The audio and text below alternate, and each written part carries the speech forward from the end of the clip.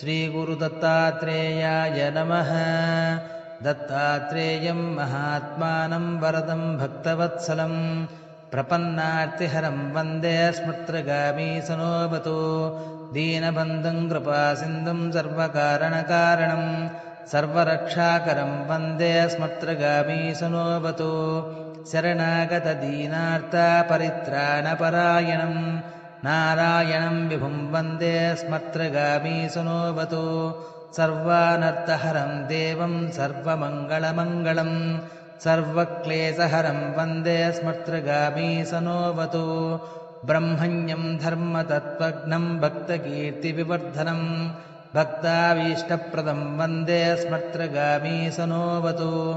शोषणं पापपङ्कस्य दीपनं ज्ञानतेजसः तापप्रशमनं वन्दे स्मृत्रगामीसनोऽवतु।